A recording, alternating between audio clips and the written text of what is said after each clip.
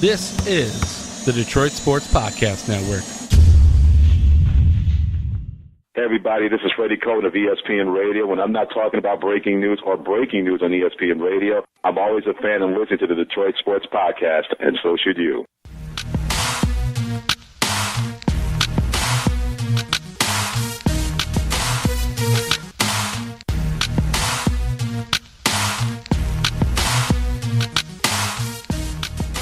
Welcome, everybody, to another edition of the One-on-One Podcast. I am the Doc, John Macaroon. Joining me, a guy I met at Oakland University. I was covering the Oakland University Golden Grizzlies playing against Western Michigan. And Sky, I want to tell you something. When I saw your name tag there, I had thought, it said Sky Kerstein on the nameplate there that held your seat. And I thought for a second, a nice young lady's going to be joining me next. And then you walked in, I'm like, Sky's a young lad. Sorry to disappoint. Thank you so much for taking me up on my offer. Coming into our Sterling Heights studios, chatting one-on-one with the Doc. I'm looking forward to this chat, getting to know your story, because when we chatted, it sounds like you got a lot to say and a lot of interesting tales to tell. I've been around a little bit, started in Washington, D.C., and now I'm in Detroit, Michigan.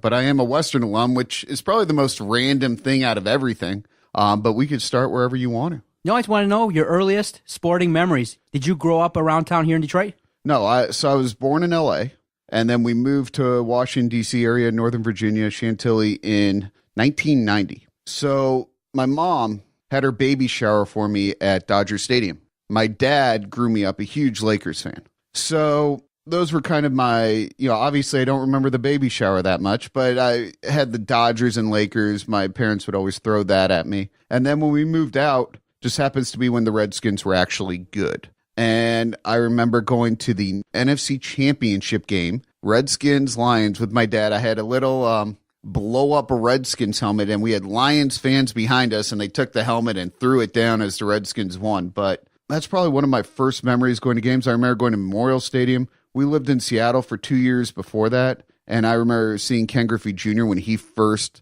made it to the big leagues playing with his dad. That was really cool. My dad's company at the time had a suite, so we used to go to Mariner games all the time.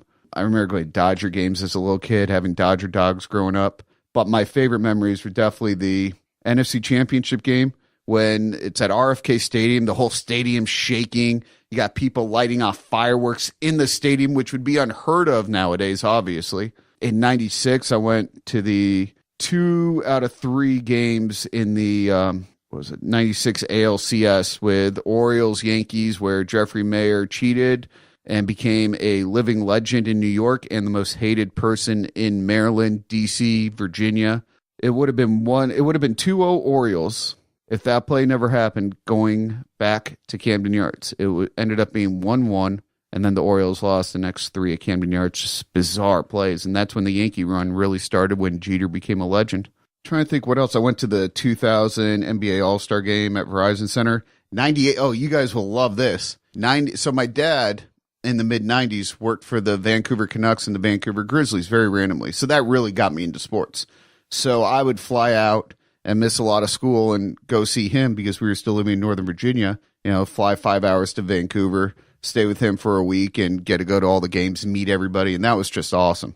I saw Kevin Garnett's second ever game, where he had his shorts all the way down to his ankles, so literally. And that was just awesome. I got to meet all the players, Pavel Bure, Alex Mogilny, really got into hockey, Trevor Linden, Captain Kirk McLean. I just had an absolute blast out there. I saw Gretzky's first game as a Blue. It was just so much fun. So because of all that, I was a huge sports fan, and we met a bunch of people. And one of them ended up and is still the team president, or I guess the president of the company that owns the Toronto Maple Leafs. And he got us tickets to Game 4 of the 98 Stanley Cup Finals with the Washington Capitals and Detroit Red Wings. So I went to that. I took a buddy, and we had octopi being thrown over our heads and onto the ice, and it was just really cool. So I figured that you guys would like that a lot. How'd you end up at Western Michigan? Growing up in Northern Virginia, in the 90s, we had Desmond Howard, Juwan Howard, and Chris Webber. So I became a huge Michigan fan. And I remember watching every single Michigan game growing up. That's when you had to buy them on pay-per-view. So we would buy them. My parents were nice enough to do that. And I'd have friends come over. I had Michigan jerseys, Michigan hats, biggest Michigan fan. And I wish I tried a lot harder in school so I could have gone to Michigan. But my plan was my best friend moved in like 8th grade to Warren from Northern Virginia. My aunt lives in Chicago. So my goal was to go to a school up here and then transfer to Michigan. So I ended up at Western. And it came down to either Western or UNLV, and I thought I'd get more done in Kalamazoo than I would in Las Vegas. So I ended up at Western, and then I met alcohol, and I met parties, and I met friends, and ended up staying there. And it was really cool because my first 2 years were 01 and 02 when Western played at the Big House. And I'm pretty sure I was the first person to get tickets through Western for that second game, so we were right on the first row at the Big House. And, going to that is just... There's nothing like it. I mean, I tear up every time I go, and even now when I'm covering games, when I walk through the tunnel, I'm just like, I shake, and it's just there's nothing like it at all. And I regret not working harder in high school because that was my dream school. But we used to go out and just have a blast out there. I had friends out there, and I love Michigan to death. So that's how I ended up at Western. Now I loved my time at Western. I was there. Graduated in December of 2005 and just had a blast in Kalamazoo. I love the city. I love the school. And I'm actually going out there on Friday for the Toledo Western game. I traded with a guy in my office, so he's going to produce our 10 p.m. show, our 10 and 11 on Friday night. So I get to go out there for the game. So I'm really looking forward to that, and I'll be rowing with everyone else. Very interesting what's going on there with PJ Fleck out there at Western Michigan. Really a situation where, he's taken a team and really built a program that can rival national programs right now. Well, let's talk about that. In the MAC and in lower-end Power 5 schools, it comes down to recruiting. And PJ Fleck, I thought he wasn't a very good coach his first year, but I liked the culture he was bringing in. His second year, he still wasn't that great of a coach. Great culture. Third year still, and I think he's learning how to be a great X and O's coach, but it's taking time. And I still don't think he's there yet, but he's a great recruiter, great motivator, and it's a family. You look at what happened his first year, he had a good recruiting class. His second year, a better recruiting class. His third year, a great recruiting class, but he's telling these kids who would get recruited by Purdue or Indiana, lower Big Ten schools, that, hey, why are you going to go there when you could play here now? And we have NFL players. You look at, when I was there, Greg Jennings, Jason Babin, these guys have made it to the league. EJ Biggers, who I rode the boat with in Washington when I covered him when he was with the Redskins, we would yell at each other in the locker room, row the boat. And now everybody's rowing the boat because he's so good with these slogans. He's so good putting together a true family out there. And, honestly, I don't know if it would work if he went to a different school. I just don't. I think if he goes to a different school, it's almost like, you told us this, but now you're doing this.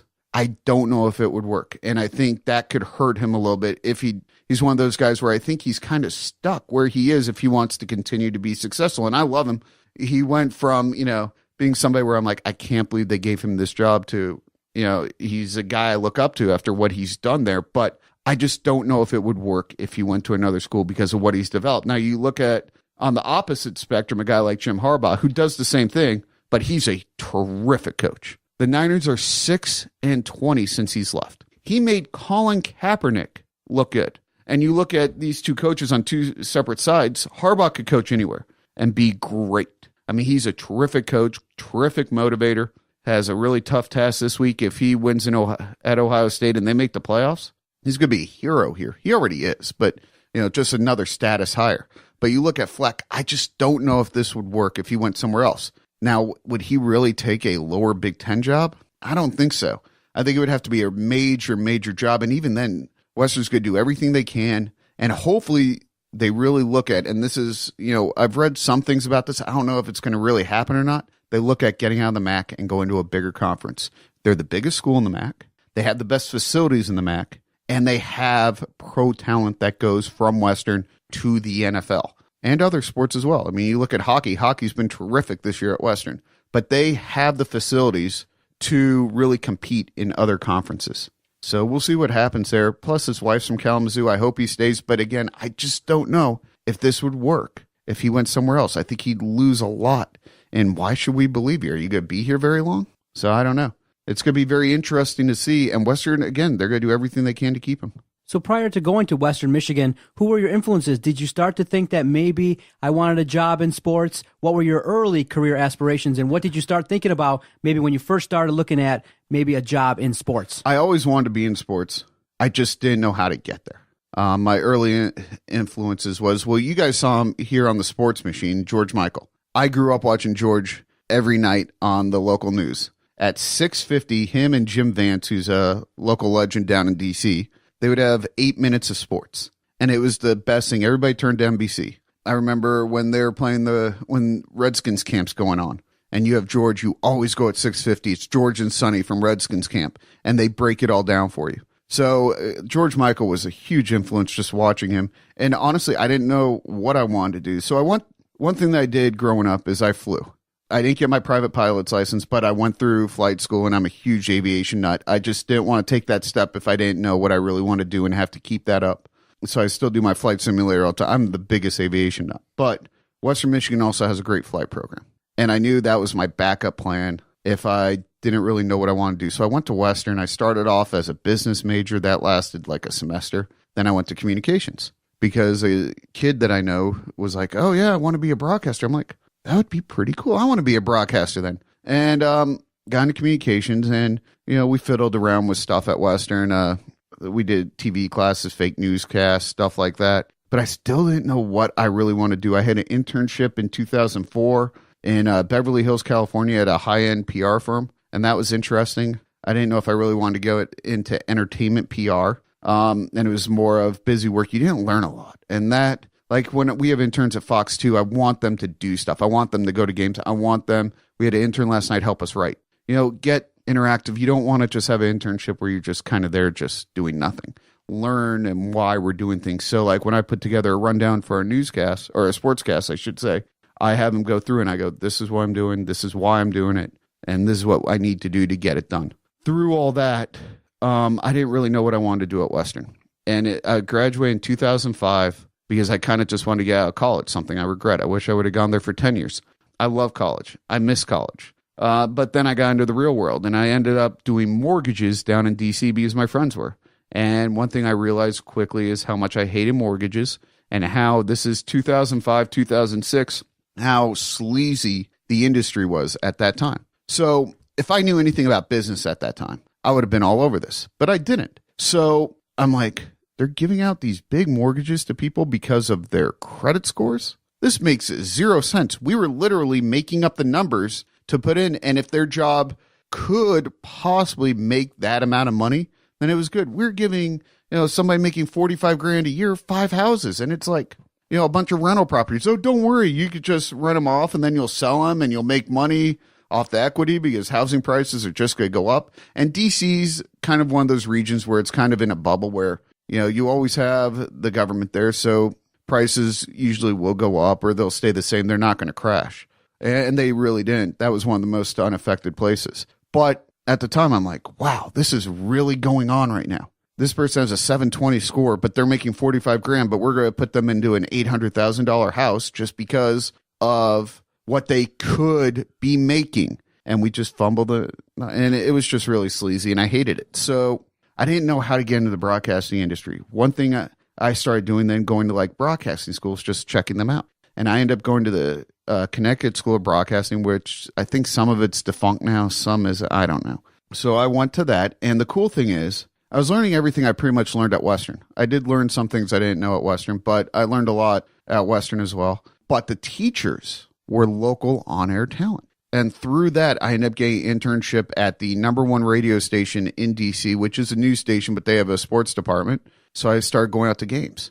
And through another teacher there, I ended up getting a part-time job at Sirius XM Radio on MLB Network Radio as a producer. So that's where my path kind of started. And through all that, the local CBS talk station, where they had a bunch of famous programs. Howard Stern was on it for years, but they had a show called Don and Mike, a local afternoon show in D.C., which was huge. The Sports Junkies, which were actually up on stations up here for a little while, they flipped formats in 2009, I guess it was, to sports. So the guy who helped me get the producing job at XM ended up going there and becoming their Redskins beat reporter. And one thing that I got from being at WTOP was not only was I going out to games and cutting tape, or now digitally cutting tape, I was also one of the anchors there was the pre and post game host for the Washington Capitals on the Capitals Broadcast Network. And he's like, hey, I'm not going to pay you, but for this season, would you like to kind of be my intern and go and interview players and, come back and I'll give you a little bit on air, but not much. And I was like, sure, this is a great opportunity. So I covered the Caps for a year, didn't get paid, but I got to meet players, got to meet PR, and it was a really good opportunity. Well, when the talk station flipped to sports, they needed a Caps beat reporter. And there I was. So the guy who helped me get the job at XM then helped me get the job at the news station. I became their Caps beat reporter. And through that, I was with 106.7 The Fan in DC for 5 years. I covered everything. I covered the Caps the entire time, broke some pretty big stories I'm kind of proud of down in DC. I also covered the Redskins for 5 years because they needed a second guy out there. And I covered the Wizards during the lockout for a year. And the Nationals, they sent me to the 2012 playoffs down in St. Louis. So I covered a little bit of everything. Some of the coolest things I got to cover was Steven Strasburg's first game, which was just amazing, just a pub there. The 2012 Redskins run with RG3, which was very special. Last 2 games with the Giants and the Cowboys at home, night games, being on the field and just feeling all the electricity before then. Covered Joel Ward's goal up in Boston when the Caps defeated the reigning Stanley Cup champions in 7. It was just really, really cool. I got to cover a bunch of fun things, and I made a lot of connections there. And then I also started doing work on the side with the local CBS affiliate as a sports analyst. I would come in there once every 2 days, 3 days, and do sports analyst stuff for them on their television sportscasts and their kind of like Sportsworks, what we have here, their nighttime show, Game On. So that was always a lot of fun. And then I would co-host on the local, kind of like equivalent to Channel 20. We call it News Channel 8 down there with their ABC affiliate. And I'd co-host a sports show there, a 30-minute sports show once or twice a week. And that was a lot of fun. Some people that came from that was Britt McHenry, who's on ESPN now. So I used to co-host with her. Then I started, really growing in the business. But what happened was, DC's an interesting sports market. It's not like here where it's diehard. There, it's very transient, and I think it could be a great sports market, but the TV stations and the radio stations don't put enough into it. To be honest, they're kind of like, all right, it is what it is. So the sports stations, the radio stations are, not the highest rated stations. Like the ticket here is just awesome, and it's a behemoth and number one in the area. They do a terrific job. There, it's just the sports stations don't catch on like they do up here. And so I wasn't really getting where I wanted to go down there. It's just a very interesting market. Even though I was one of the few people that was actually from there and grew up there, not a lot of people in that area are. They still weren't giving me the opportunities I really desired. So in 2012, I found out that Dan Miller was from Northern Virginia. He's actually from the town next to mine. And his executive producer, Greg Canner, is also from there. So when Dan got the job up here in 97, I think it was, and his career kind of looks a lot like mine. He started in radio. He was the Redskins beat reporter and came up here. He brought Greg with him, and they still have a lot of friends down there. So I was talking to 2 buddies down there. One's a producer. One's now with 120 Sports, a host in Chicago. And I was talking to them about, I love Detroit. All my friends from college, they all live up there. I used to fly up here 5-6 times a year. I mean, I really love the area, and I love being up here. And it's the best sports town in the nation. There's no doubt about it. You have everything here. And I really wanted to get up there. And they're like, oh, well, we know some people. And they put me in touch with Greg and Dan. And I ended up going out to lunch with Greg in 2012 just to talk to him about the area and making connections. And that's what, it's my connections I made down there that got me lunch with Greg, who's the executive producer at Fox 2. And through that, every time Greg would come home because he's from Gaithersburg, Maryland, I would go out there and meet him. And every time I'd come up here, I'd be like, hey, I'm in town. Let's get lunch or something or dinner.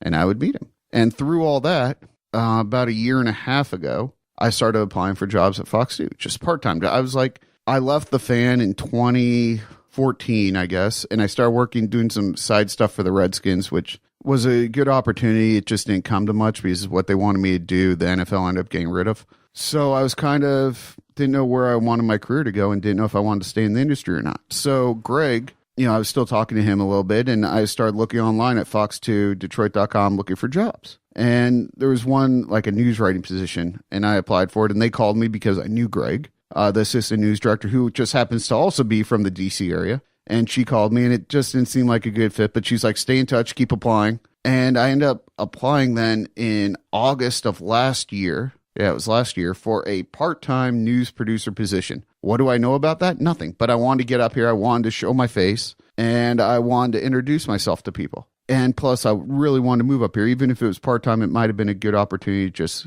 get out of D.C. And so I came up here for the interview. Well, first off, they called me up, and they're like, are you going to be in town anytime soon? I had a wedding at the end of September. I'm like, yeah, I'm going to one of my buddies' weddings in September. And they're like, all right, well, give us a call, and you can stop by. About 4 or 5 hours later, I was thinking, I'm like, no, I need to go up now. So I asked my best friend and his wife if I could stay with them for 2 weeks. And that's a long time. And they're like, yeah, that's no problem. Or I guess it was either 2 or 3 weeks. And they're like, yeah, that's fine. And so I flew up, and I came up Saturday of Labor Day weekend and to meet with her on that Wednesday. And it was for a part-time news producer position. And so I come in, dressed to the nines, suit, tie, everything. You got to look good. Always make sure you look good. You never know what might happen. So I sat down, and she started selling me on Fox 2. And Fox 2 is a great place, obviously. Number one rated station here. They do a terrific job. I'm very fortunate. And she started selling me on how great Fox 2 is. And I'm thinking to myself, why is she selling me on a part-time job? This is interesting. And then she goes, well, nobody ever leaves here. I'm like, okay, all right. But our executive sports producer, not my friend, another person, is retiring. And we want to change the position from a producing position to a multimedia journalist position. And then, my ears just perk up, my eyes get wide. I'm like, well, let me tell you my background, because when I was in DC, not only was I a radio guy and a TV guy, I also ran CBSDC.com. And I actually had an interview just like this a few months earlier where I flew out to Denver for their local NBC affiliate, and they decided to go in a different direction. So I was all ready, and I had everything set. I'm like, well, let me tell you, I did this, I did this, I did this. This is huge on social media. This is what really, and I'm really big into that. So it went really well. And then a few minutes later, I met with the news director, talked to him for about 45 minutes to an hour. And a week later, then I met with Dan. And I thought everything went well, but it's just, if I didn't take that chance to apply for a part-time news producer position, I would never have been interviewed for a full-time multimedia position. So for those that don't know, what would you define as a definition of a multimedia journalist? A multimedia journalist is somebody who does a lot of one-man band stuff. That means that you're running your own camera, you're running your own mic, you're editing yourself a lot for the digital side, which is us, fox2detroit.com. Check it out, fox2detroit .com/sports. Check it out. You do a lot of social media stuff, Twitter, Instagram, Fox2 Sports on Twitter. I pretty much run it by myself. Fox2 Detroit on Twitter, or Fox2 News on Twitter, Fox2 Detroit on Instagram. It's a lot of multimedia stuff because in this industry, it's changing. I mean, look at podcasting nowadays and how big that's getting. That's because a lot of people are cutting the cord. And at Fox 2, we're trying to keep up with that. And they're doing a really nice job of us going on the digital side so we can keep up with that. If you have cut the cord and you still want to see local news, go to our website every morning or every night, and we have a live stream newscasts. And that's something that we're really building on. And if you go to Fox 2 Sports, if you go to our sports site on fox2detroit.com, I try to put up a lot of digital content. So if I'm out at Red Wings practice, I put that up. And you hear directly from the players. At Lions, you hear directly from the coaches or players. And we're very limited on what we can put up because of NFL rules. But Red Wings, Pistons, Tigers, the whole press conferences are up there. Oakland. And what my goal is to take people directly to the action. I want people to act like they're there. I'm their representative. So when I'm at practice, I try to put stuff up so they could see what I'm seeing, where they feel like they're right there. One thing that I realized when I was at 106.7 The Fan in DC is the highest rated stuff on our website. And at that time, there was no limit what you could put up time-wise with the NFL. Now there is. I can only put a minute 30 up, then I have to delete it the next day. At that time, there was nothing. And our highest rated stuff on our website was the kind of like podcasts here, was our bites that we would use for our sportscast was the full press conferences. So I would just record the entire press conference and put it up on our website. And fans love that, especially postgame. They want to hear exactly what's going on from the players. So now at Fox 2 Detroit, there I am with the camera because I can do it myself and just put it straight up online. And that's what a multimedia journalist does. And that's what we want to bring people directly to the action. Hopefully starting in January, I'll be able to get out a lot more. Because of the NFL and the Lions and stuff, I've had to be in studio a lot, but I want to be out there to the action and get it up as fast as possible. But a lot of times when we do have cameras out there, I could put it up online. So if you ever want to see what's going on post game, hear from SVG, hear from Blashill, hear from players, coaches, everything, go to Fox 2 Detroit, and about an hour and a half after the game, it will all be up there. When I'm there, it's a lot sooner than that. And I saw down in DC, this was the stuff that was getting the most hits, because when people are at work, they're bored. Where do they want to go? They want to see what's going on at practice. They want to know what's going on. And that's why I'm really big to the social media stuff. And that's what I'm trying to bring to Fox 2 Detroit, is really be your representative. So I'm out there in the action and you could see what's going on when you're at work and know exactly what's going on with your favorite teams. And when there are bad games, you could hear directly from not just what we show on TV, but hear the whole press conference, hear everything that's going on. Your role at Fox 2 is sports, multimedia journalist, and television producer. Yeah. And I've seen a little bit of everything. A little bit of everything. And I see that you've done a lot of things behind the scenes and done some reporting and stuff on air. Just your personality and how you view things. Do you find yourself being more of a TV producer or more of an on-air talent? I like being more on air because I like to talk. I mean, you could tell probably right now. I like to talk. I like to, what's the right word? Perform, I guess, for lack of a better term. I love being on air. So I would say more on air than it is behind the scenes, but you need to know it all. For you upcoming broadcasters, you need to know how to do everything. Fox 2 were a little insulated because of union rules, but in any other station and market, you're doing everything yourself. You're producing your own sportscasts. You're shooting your own stuff. You're editing your own stuff. The good thing with my position is I can't edit for on-air stuff, but I could edit for the web. So I get a lot of practice editing using our editing software. I can't shoot on-air stuff here because of union rules, but I could shoot for the web. So I'm getting a lot of practice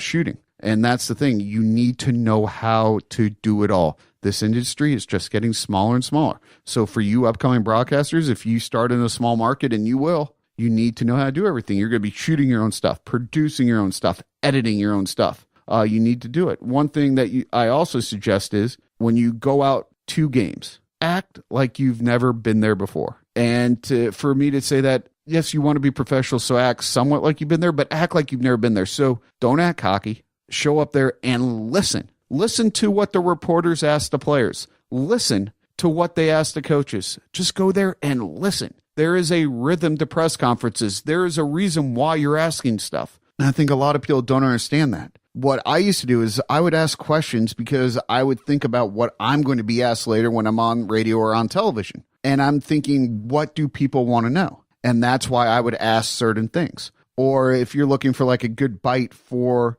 television, you need to know how to ask the question properly so you get the best response back. And a lot of people don't know how to do that. They just kind of blurt things out. And you're like, what? That just happened. Because they don't have that. They don't take the time to really learn the craft. And asking questions is a huge part because, again, you need good bites for your sportscasts. You need to know stuff if you're a reporter for radio, because you got to realize what you're going to be asked by the host of a radio program. So are they going to ask you about the color of a jersey, or are they going to ask you, why didn't so-and-so practice? Or let's go back to that play on 4th and 1. What was the reasoning behind going for it or not going for it? You need to know why they're going to ask these questions, and you need to be prepared. And that's where I suggest for these people trying to learn how to be in the industry and learn to get in the industry is just listen. And also never be afraid to ask questions to other reporters. Why did you do that? Why did you do that? Why did you ask that? No, why did you ask that? Ask these questions to reporters. Also make connections, obviously, and that's a great way to doing it by not acting like, oh, I've done this a million times. Oh, I'm this hotshot reporter from Fox 85 in, Traverse City or something. No, just come in and, really, yes, introduce yourself, but take it all in and listen. And And again, never be afraid to ask questions to other reporters and even PR people. If they're a good PR staff, they'll teach and they'll help you along. I've seen a lot of times where, like, and this happened where I came from, was, PR staff wasn't that great to these young people. They are all about letting bloggers come in and cover games, but you need to teach them how, help them out. Just, treat them nicely, but help them. Help them become professional journalists. Yeah, it's not your job, but that's the common courtesy to do. And that's my big thing, is teach. Teach what you've learned by your mistakes so others don't make those mistakes. And I've seen where a lot of teams want this new media coming in, a lot of bloggers and podcasters. That's great, but a lot of people don't have the same training that other journalists do. Help them out. Teach them how to do things correctly. And those are some suggestions that I have for young journalists. Is really just listen. Now, Fox 2 Sports, like you said, #1 rated, has a great sports presence. What's your vision of what makes a great, solid sports television program or sports report?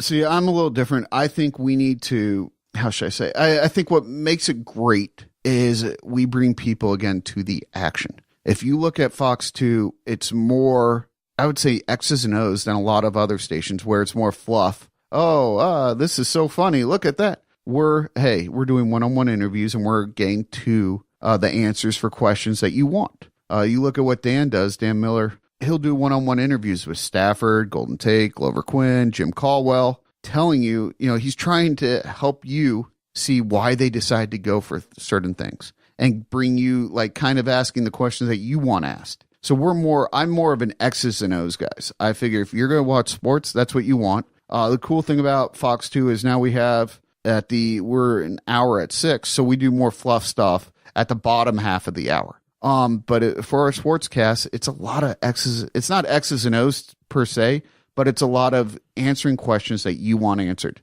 showing you stuff that you want to know, more serious sports. And I think you need that in this market because it is such a great sports market. You bring people in, you look at what they do on the ticket, it's X's and O's.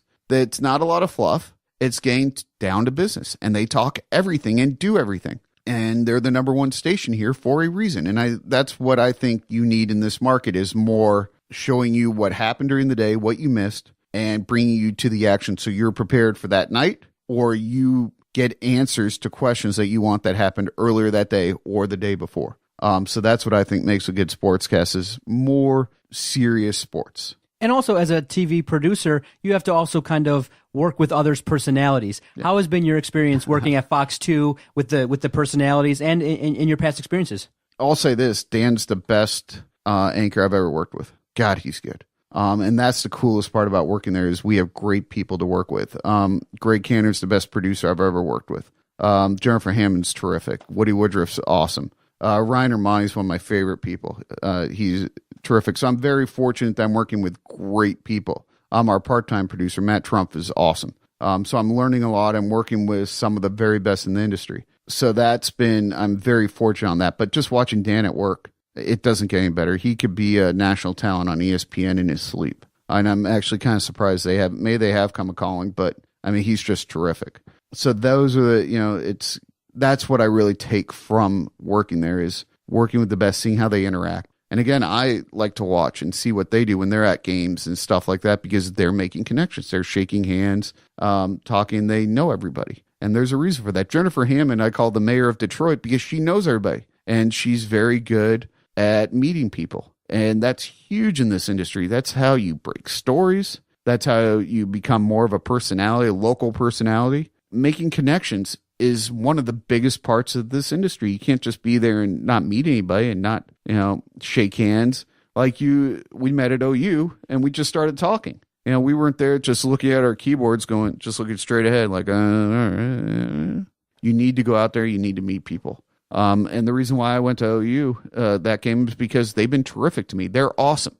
Great people, great campies, just a terrific guy to hang out with. Scott McDonald, the head of PR there, just awesome. Jeff Konya there, AD's just terrific. And that's what I really like about, where I am right now. A little off topic, is everybody's just awesome. All the PR staffs in this area are great. UDM, from the Tigers to the Pistons to the Wings to the Lions, just great people. Michigan State are some of the very best I've ever worked with. So that's the good part about being here. But that's, you kind of learn everything from everyone. And I'm a big sports communications fan, and I want to learn a lot about sports communications. So just watching these PR guys at work and seeing them, how they handle themselves in certain situations, you really learn a lot about the industry. And that I think is pretty cool. Are you at liberty to share any stories behind the scenes of some of the colleagues that you've worked with? What do you want to know? Something that we might not know about working at Fox 2 and working with the people that you work with. A lot of us play basketball on Monday nights. Rob Wolchek put together a basketball league that we have a lot of fun with. Charlie LaDuff comes out once in a while. He's a really good guy. I love hanging out with Charlie. Lee Thomas is awesome. He plays in the league. I'm trying some good stuff that I'd like to share. I'm trying to think of some stuff right now. There's a lot of stuff I don't want to share. No, it's really good being there because the coolest part about Fox 2 is the people. And I enjoy myself going in there. The work isn't always fun. I mean, it's tough. What are some of the biggest challenges that you have? Yeah. Yeah. Learning how to produce is very, very difficult. So they brought me in not to be a producer per se. It was to be a MMJ stuff that I've done, for years. And I love being out at games. I love to report on stuff. I love to break stories. I love to make connections, meet people. And, we lost a couple of people. It was public earlier in the year. And so Ryan Armani went from sports to news. Well, that means that I have to start learning how to produce. And television producing and I was a radio producer for a few years. Television producing is a heck of a lot harder than being a radio producer because you have to put it all in the rundown. You have to know the codes to put in the rundown so the director knows where to go. So the tech people know where to go. You have to put everything in there and it has to be correct. Otherwise, your monitor graphic in the background is not going to work. The byte that you picked out isn't going to work. The package that you put in there with sound and stuff is not going to work if you don't put it in 100% correctly. And that's the biggest challenge that I faced. It's very, very difficult. Plus, sometimes there's nothing going on and you got to fill a 3.5-minute sportscast. And you got to work with the producers of the show.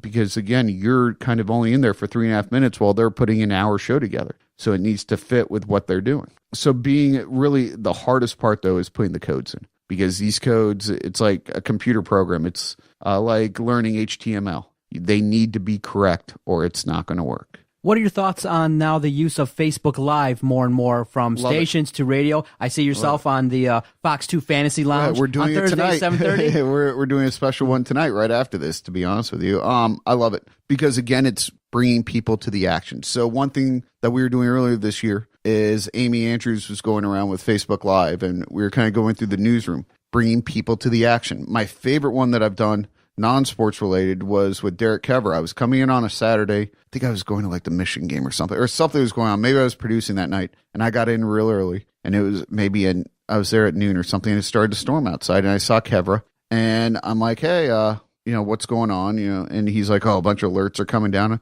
So I just grabbed an iPad and went into his little weather studio and we did Facebook Live. And it was perfect because people want to know, what's the storm doing? Where is it going? What's it bringing? They want to know exactly what's going on. So Kevin and I did Facebook Live for like 45 minutes to an hour and brought people directly to the action where they're asking questions and I'm relaying it to Kevin. He's breaking it all down on his computer and it was awesome. And that's why I really like Facebook Live because, again, it brings people into the action. You could ask questions right away. Now, when it comes to sports, there's a lot of limits when it comes to Facebook Live. You can't live stream at a lot of events. And that's why we don't do it. And I think that's too bad. But many leagues have rules against live streaming when it comes to Facebook Live. And I get it with rights and stuff. But if you're not showing highlights, you still cannot stream at a lot of these events. Or press conferences, you can't stream at. I know I got in trouble when it first came out. I was streaming at press conferences. And you're not allowed to do that for a lot of events. So that's why we don't do it. But I think Facebook Live is great because, again, it brings people directly to the action right away. And they could communicate with the person doing the Facebook Live. You have been working in Detroit for 1 year in the market. You celebrated, and I seen that you were at the Michigan game with Ryan Armani there, kind of freezing a little bit. What's been one of your favorite memories working in Detroit for the past year? Honestly, walking through the tunnel at Michigan Stadium for the first time. There's nothing like it. I mean, it was a dream of mine. It's not the way that I wanted to do it. I wish I was about 4 inches taller, but set the scene. It just first game of the year against Hawaii. and just walking through there. And I kind of teared up a little bit because you see everybody, they're all, fans are putting their hands out to high five you, but you don't want to get them. You just want to, you're there for the media. You're not part of the team. So you kind of just walk out there, and it's pretty cool. I'm not gonna lie. It's one of the coolest experiences of being down there during a game.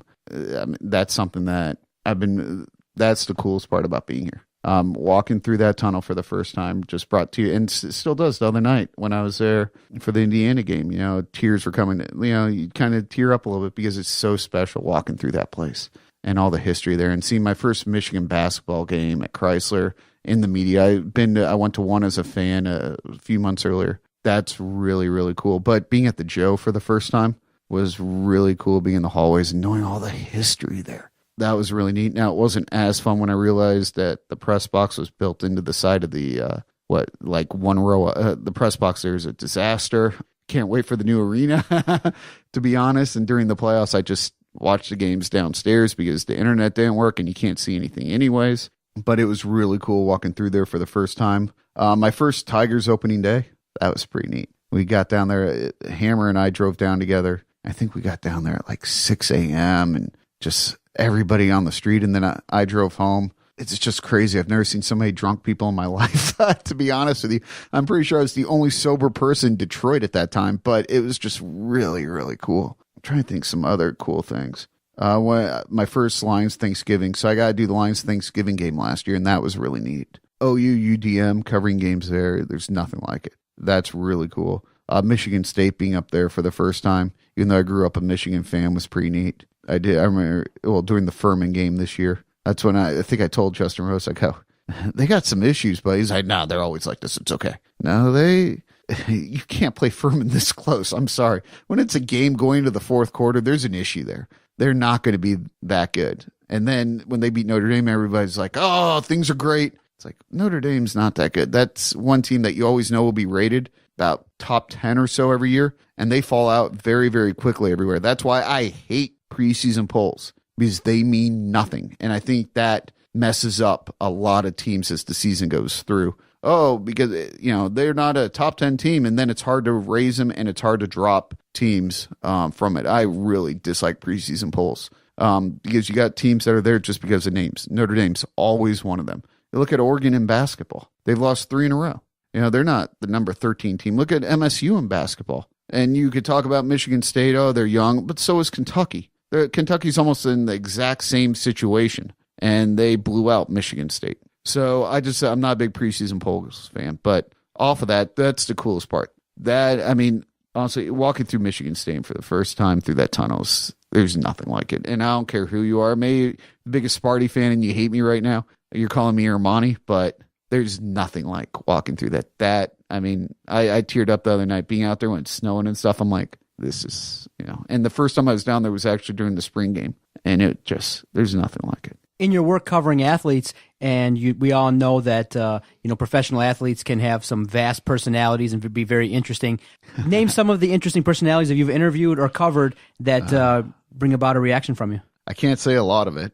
RG3 was interesting, covering him. He was kind of nice to us, but I think there's a lot of hidden stuff in there. I'll leave it at that. Ovi was interesting. I remember Ovi came back from during the lockout, so he flew in. And Ovi, you don't talk to off record. Like a lot of athletes, a big thing in this industry is you get to know them and you get to talk off record, not to really know, inside stuff, but they give you a direction on where to go with stuff. A great example is I found out that the offensive line coach for the Redskins at the time was telling his team that you look at RG3, he struggles getting to his second read. You look at Kirk Cousins, he goes, our backup quarterback will go first, second, third, and fourth read, and Kyle Shanahan wanted me to share this with you guys. So I can't say it, but when I do interviews, I could go, well, you look at Kirk Cousins out there, he gets all the way to his third read, while RG3 really struggles getting to his first read. So that's how you use stuff. You give direction on where you're going. So the second year of Adam Oates, and the Caps were playing the Blackhawks that night. And it was the first year of the new divisions. A player told me it's a disaster, that they hate Adam Oates. He doesn't know what he's doing. So Adam Oates made all the players change their sticks Like, he would tell them what sticks to use. They couldn't use their own sticks. He would make the blue liner stay on the blue line. They could not leave the blue line. If you left the blue line, you're going to get benched. So the players were not happy at all. They hated it. They didn't like the systems. It just was a disaster. He treated everyone differently depending on who they were. So I had a player tell me it's just a disaster in here. So that morning I went on the local sports show. I go, they're not making the playoffs, guys. And nobody believed me. Everybody's picking them to win the Stanley Cup. ESPN, I believe, had them in the Stanley Cup winning. I'm like, they're not making the playoffs, because that's what I'm hearing. And that's where you get your off-record stuff. And guess what? They didn't make the playoffs. I was the only person, I'm pretty sure, anywhere who said they weren't going to make the playoffs. And I was with it the entire season. And I gave a nice little fist pump at the end that I was right. I felt bad for them, but I was like, hey, I was right, because that's where you get stuff from. They tell you what's going on. And that's why one thing I try to do is keep up relationships. Now that I'm even up here. So a couple weeks ago, I saw Joel Ward when he came in, former Capital for San Jose. On Sunday, I went out down to the show and walked out with Troy Brower. And him and I have become friends just from, covering him down in D.C. You want to keep up these relationships. I remember I saw him last year. He's like, what the heck are you doing here? Brooks Lake, another guy who I've tried to keep up relationships with. Mike Green, who's obviously with the Red Wings now. You try to keep up relationships with these players, even though they're no longer there. Braden Holtby, I got a great Holtby story for you. All right, this is a good one. So George McPhee went on NBC. Or no, what was it? It wasn't McPhee. Somebody on NBC said that McPhee told them that they'd be 10 points higher if it wasn't for the goaltending. So the next day, of course, we go up to Holtby, send out the microphone and go, hey, but George McPhee said that he had this really great response, very PC. Then we take it away and he goes, all right, so what happened? And he's like, all right. So it's just, funny moments like that. But when Ovi came back from for the lockout, he had a press conference and he goes, did you guys miss me? And I go, did you miss us? And he goes, no. So you have those, funny moments like that. It's interesting because in professional sports, I think a lot of how people act, players, dictate what sport they're in. In hockey, I don't think they understand sometimes. You only get players about 5 minutes total in hockey, like during the day. So if you go to a morning skate, you get them when they're in the locker room. Other than that, you don't get them. And their locker rooms are separate from their change rooms. In every other sport, you're in the locker room where they're changing and they're there the entire time. In hockey, that's not like it. They have a change room where they take off their pads, then they go into their locker room. So you're only in the change room for a few minutes. Sometimes you see the players, sometimes you don't. So they only have about 5 minutes during that time to meet with the media. And sometimes I don't think they understand that, but you get good players, a lot of good guys, a lot of good hockey players who are just good people and good to talk to. And you could talk off record with them. And that's what I love. And usually, like with Joel Ward, him and I used to talk football. We didn't even talk hockey. Now with baseball, you're in there every day for an hour before the game and about 35 to 45 minutes after the game. So I can understand how players kind of get a little short because you're in there all the time. Football, you're in the locker room for an hour or about 45 minutes every practice day. So I can understand a little bit how they get a little tired of talking to the media. And basketball, you're in there for, I believe, 30 minutes before the game and then 30 minutes after the game, sometimes longer because some players take their time after games to get dressed. So, I think a lot dictates how much players are in there with them. But sometimes you get just good people that like to talk off record. Coaches sometimes like to talk off record, which is good because it gives you a direction on where to go so you aren't completely off on, what you're writing or what you're saying. Even though a lot of times it's off record, so you can't say, oh, I got this from so-and-so or I got this sort, but it gives you a direction on where to go. And I think the best reporters are the ones who do that, where they have a real good direction on where to go, why they're doing, what's going on. Now, obviously, you're definitely invested in sports. You're obviously a very knowledgeable sports fan, so I'm definitely excited to pick your brain a little bit around town regarding what's been going on with the sporting scene. So let's start with number one, the Detroit Lions. Oh, 6-4. Matthew Stafford having a career year. Big Thanksgiving game coming up. What's your thoughts with this Detroit Lions team? Because they're playing a lot of tight games. People are really looking at them going, is this really a good football team? Well, what's the stat that every game this year, they've trailed in the fourth quarter. So has the Browns. And the Browns haven't won a game. I think they've had a lot of puck luck, so to speak. A lot of puck luck. Oh, and as we're talking, the Pistons just sent out an email that they are moving to downtown Detroit. Shocking, huh? The Lions have had a lot of puck luck this year. So they're getting every break known to man, which is fine. Sometimes because we know a lot of times they don't. So it's very hard to tell with this team. It really is. I like the way Stafford's grown, but again, a lot of those games they probably should not have won. Like the Redskins game, they're very, very fortunate that the Redskins fumbled in the end zone. Stafford threw a pass that went off the back of a player or of a Redskin, and then it was caught. He also fumbled the ball and recovered his own fumble. If any of those things don't happen, and the Redskins were driving again and fumbled the ball. So if any of those things don't happen, they probably don't win that game. You look at Minnesota, Matt Prater makes a 58 yard, or what was it, 60 yard? He just pounded it. Yeah. Again, if he doesn't make that field goal as time expires, they probably don't win that game. So they've had a lot of fortunate plays. And even the Jaguars were, they're awful. And to say that Bortles is a bad quarterback is, kind of saying like that bad's not a bad word. Bortles is awful. He is awful. I could not believe how bad he is. So they were very fortunate to win that game because you knew that the Jaguars have no offense. For the Jaguars to even have a drive to the end zone, it's kind of scary if you're a Lions fan. Now, you gave up one, it is, but they had a couple drives, and you're just like, how? Because Bortles is really, really bad. So it's hard to tell with this team. I think Thursday games you can't put a lot of stock into because nobody in the NFL wants to play a Thursday game. Nobody. You talk to a player, they're not prepared for Thursday games. Zero. They don't want to play. Nobody wants to play. They don't practice for the most part. When I covered the Redskins, they don't practice at all for Thursday games. They just don't because everybody's still hurting. They do not want to play them. And I think that's why the NFL isn't as good as it used to be because Thursday games and then going to Europe and, nobody wants to play in those games. They just don't. So you don't get very high quality games and it kind of throws off the rhythm. Plus, this is our game. It's America's game. When you start giving it out to other countries, people don't like that. It takes away from it. So that's a big reason why I believe the ratings are down and Thursday night games are awful. So I don't know how much you could really take from it. The Lions better win because they're at home and they'll take control of the division. But even if they get a home playoff game, if they play the Giants or the Redskins, I don't know if they win those games. I really don't. It's very tough to tell with this team. They're almost better when they have a lot of injuries and have a lot of adversity. Isn't that kind of funny? So I don't know. I think it's one of the toughest teams to really trying to figure out. Because, again, they're down in every game this year in the fourth quarter. That's the attitude we took was let's just go game to game and evaluate and let's just not speculate. I don't know if they could beat the Giants and the Redskins, especially the Redskins again. They'll play they don't play the Giants this year. So yeah, they play the Giants this year. Do they? The Lions play the Giants, you're right. And they still play the Cowboys. Mm-hmm. I don't know if they win those games. Gotcha. No. But I don't know if they could beat the Redskins again either. I think those teams are better teams, but you never know. It's the NFL. How will you react if possibly the Lions make Matthew Stafford the highest paid quarterback or potentially the highest paid player in the entire NFL?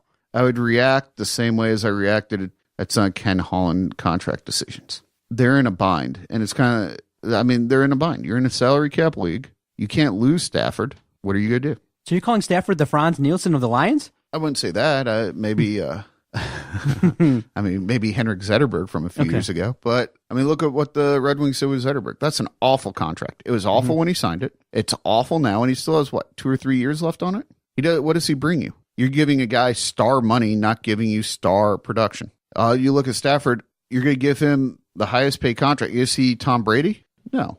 Is he Peyton Manning when Manning was at his height? No. I still love Aaron Rodgers. I thought Aaron Rodgers was terrific against the Redskins. I thought he was really good against the Lions. So is he up there? I don't think so. But again, he's making very few mistakes. I don't know if that's the offense or if he's just really turned into a great quarterback. And he's a good guy too, from all accounts, from what I've heard. So I don't know. I think it's tough to give somebody that much money though in a salary cap league. Then you're taking away from the rest of your team. So you're taking away from what you could do defensively. Where I still think defense wins in the NFL. You're taking away from what you could do, giving him weapons. Who's your running back?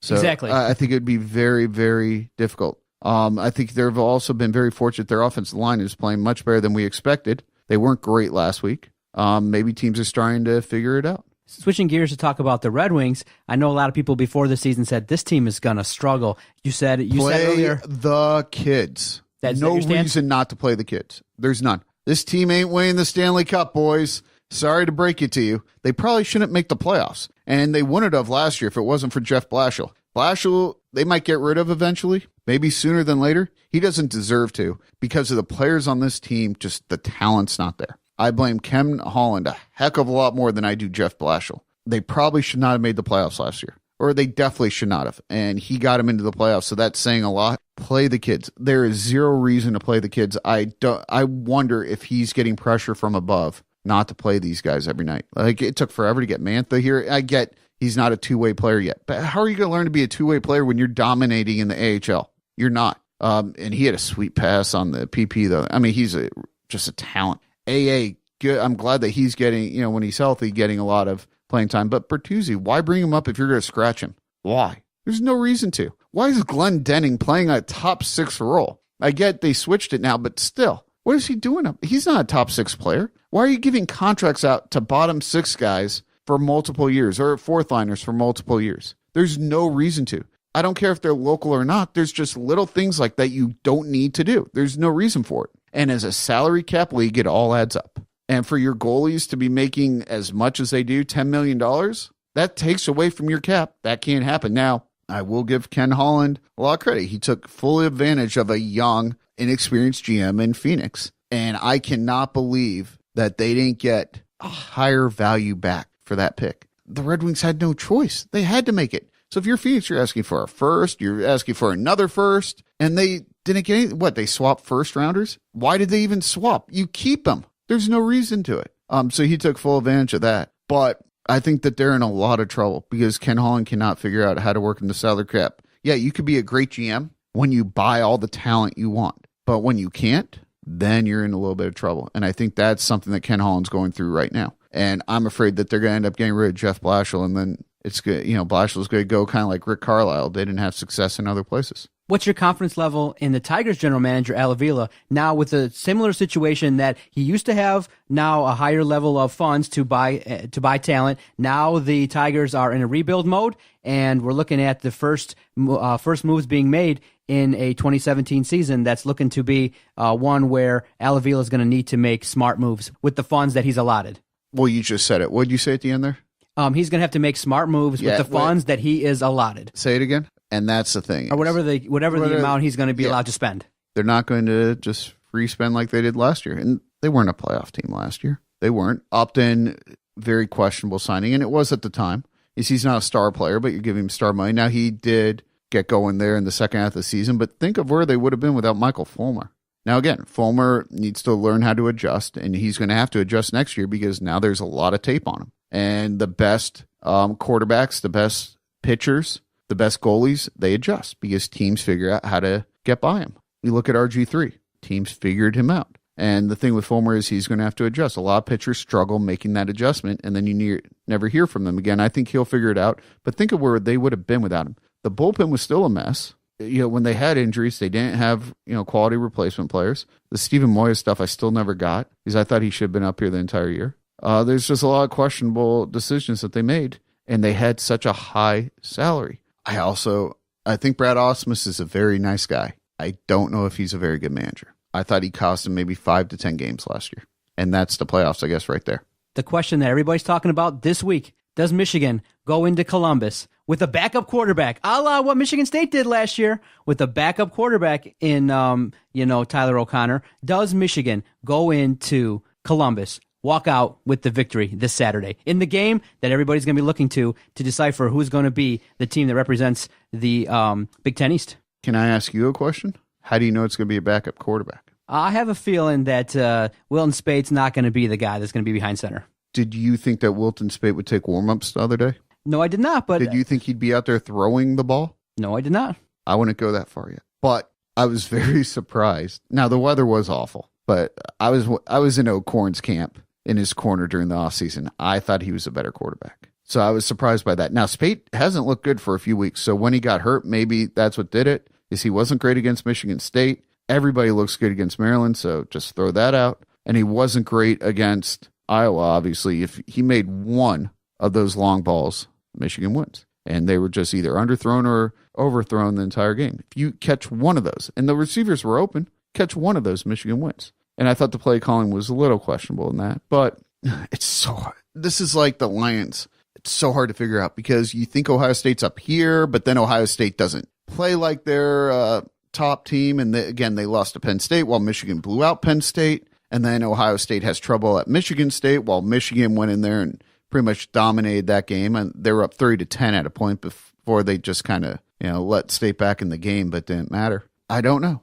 I think that they can. I think that defensively, their defense really has to buckle up on the run game, and we've seen this all year. Their running defense is not very good, and it should be a lot better. If Ohio State's forced to pass the ball, that's great for Michigan. They're not going to have a lot of success with Michigan's secondary. But if they run, and they're going to run, it's going to be very tough for Michigan to stop them. Now, offensively, if John O'Corn plays, he needs to play at a whole nother level than the next week. They need to run, pass. Devion Smith needs to have a terrific game. And get those young running backs involved, too. Get them going. I want to hear McDoom, people screaming that out. Get them going a little bit. I don't know. I really don't, because I think a lot will depend on what Ohio State team shows up. Is it going to be the one that showed up last year against Michigan? If that team shows up, they're going to be very tough to beat. If that team doesn't show up, Michigan probably should beat them. I think the worst part about all this that makes me sick to my stomach, and it's nothing against Penn State, I don't think they're that good. And if Ohio State wins and Penn State goes to the Big Ten championship, it's a joke. I'm sorry. And nothing against Penn State. Again, Michigan blew them out, though. And that just doesn't sit right with me, but you never know. So I think Michigan should, or I think they could win this week. And I obviously hope they win this week. I guess we'll see. They have more veterans on their team. They have a lot of seniors. But the good thing is they've played a lot of young guys this year, so they're set for next year too. And that's what I do like. I don't know if they played them enough in those blowouts, but they've played a lot of young guys this year. And so they're in good situation. But Harbaugh's such a good coach. And you got to believe he still has a bad taste in his mouth after what happened last year. So I'm going to pick Michigan to win. But I think it's going to be a very interesting game. It could be like it was 10 years ago, the 42-39 game, something like that. Sky Kerstein, kind enough, from Fox 2, television producer, multimedia journalist, kind enough to share stories about his career in the last hour. Now, this is still a question we ask all people that come in here, and we get a sense of where you would go. You got 4 tickets. You can take any 3 people, dead or alive, family or friends, to any sporting event, any venue. Which event would you go to, and who would you take? I don't know. It's tough. Bo, Harbaugh, and Chrysler to the Ohio State-Michigan game. And just let them talk. And you listen the entire time. Yes, sir. Sky Kerstein, thank you so much. You can follow him on Twitter at Sky Kerstein Fox 2. Check out his great work, fox2detroit.com/sports. Thank you so much. I always say that when you're having fun, time goes by. We just blink, turn on the mics, and an hour and 10 minutes just flew by. Thank you so much for coming in. I greatly appreciate it. I look forward to seeing you more at the O-Arena and around town, because just like you said, we're going to be out there doing our thing here at the Detroit Sports Podcast Network, and it's great to get insight from people like yourself. And I always say that the reason why this network has done well, the reason why we've been able to earn credentials, is because we've gotten great insights from your colleagues like Dan Miller, yourself, who've just been so open. And I greatly appreciate your time sharing the stories. The things that you said hit home to us, and we'll take it to heart. And maybe we'll try and do the best we can at reporting around town and get on the level as Sky, because as Matt Derry said, legend, as I was sitting next to. Sky Kerstein, thank you so much. Thank you very much for having me. This was awesome. You guys do a terrific job, and this studio is awesome. And I think it's so cool that you're doing this. I really do. And please, if anybody ever has any questions about this business, feel free to reach out. Any way I could help out young broadcasters or reporters, anything I could do. I mean, this is awesome. I just absolutely love what you guys do. And thank you very, very much for having me in here. You listen to the One-on-One Podcast on the Detroit Sports Podcast Network.